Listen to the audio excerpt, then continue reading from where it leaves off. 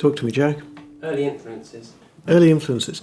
I was very lucky as a child to grow up about 5 doors down from a guitar shop, and every so often they organised these amazing classical gigs.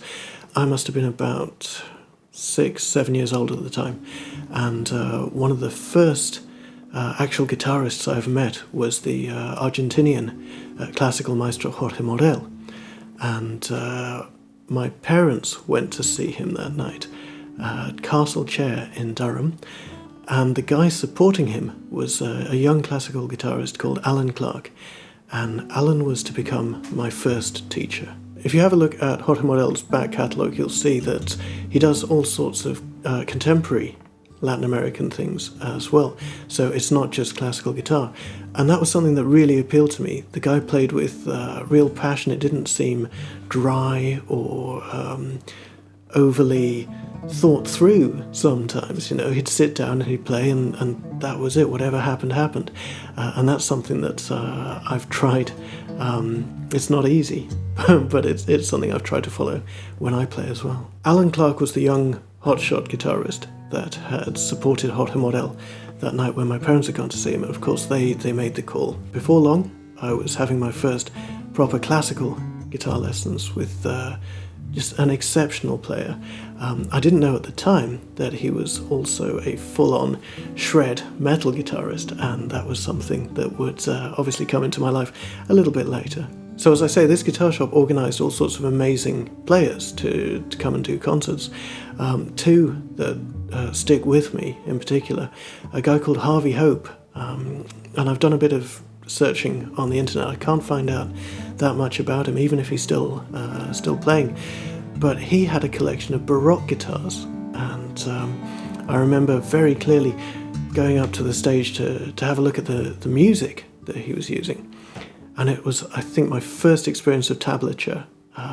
I looked at these strange pieces of paper with numbers on instead of notes, and it blew my mind. And of course, the instruments he was playing were tiny little things with strange rosettes and sound holes full of parchment and vellum carving. So that was obviously intriguing. A little bit later, I saw the great David Russell, who absolutely blew my mind. He had everything that I continue to look for in myself as a player. He had tone, phrasing, he had this incredible musicality, and from that point on I was absolutely hooked. I wanted to be a guitarist. So up until the age of about 12 years old, I was playing classical guitar exclusively. I hadn't really had any contact with anything else. And then a pub opened in Durham where I grew up, and they started bringing in some amazing solo and duo players. And every couple of years, the pub would burn down for insurance purposes. But in between that, they would bring in guys like John Renbourn and Stefan Grossman, who I remember very vividly touring for the Snap Little Owl album, and Steve Phillips on resonator guitar, and then an absolutely earth-shattering experience for 12-year-old me was seeing Isaac Guillory live on stage for the first time. My parents had warned me about this guy. They had gone to see him on a previous tour and bought the vinyl copy of his album live, and I'd pretty much worn that out already. It was just the most incredible music I'd ever heard. And so when my dad smuggled me into the pub, I thought I was pretty much prepared for what was about to happen, but in reality there was nothing that could have prepared me for this. This little guy walks on stage with a great big Martin guitar, a 12-fret Dreadnought, and just blew the place apart.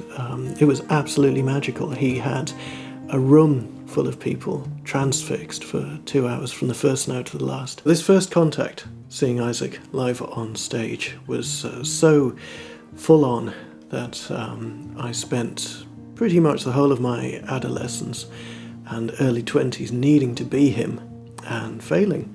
And that's pretty much how I worked out a sound and a personality for myself as a musician.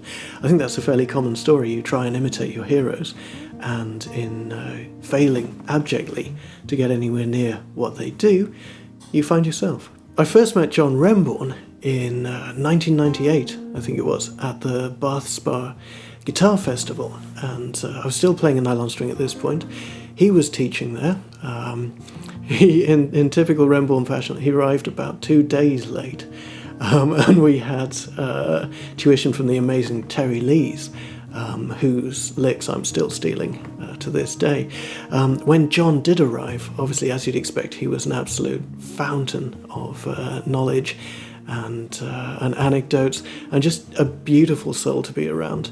He had probably the most expressive and nuanced right-hand technique I'd ever seen, even counting the classical guys. Years later, I found myself at the home of Pierre Bensusan in Château-Thierry, where Pierre holds a seminar for guitarists from all over the world. And that was another milestone experience for me. Pierre is pretty much the purest source of music that I've ever been anywhere near. The fact that he plays guitar is, for us as guitarists, is a happy coincidence. And he taught me 2 very important things. I went to study with him twice.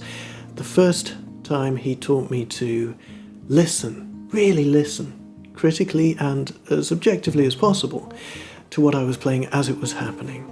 And the second time, he taught me the value of silence and pauses between the notes.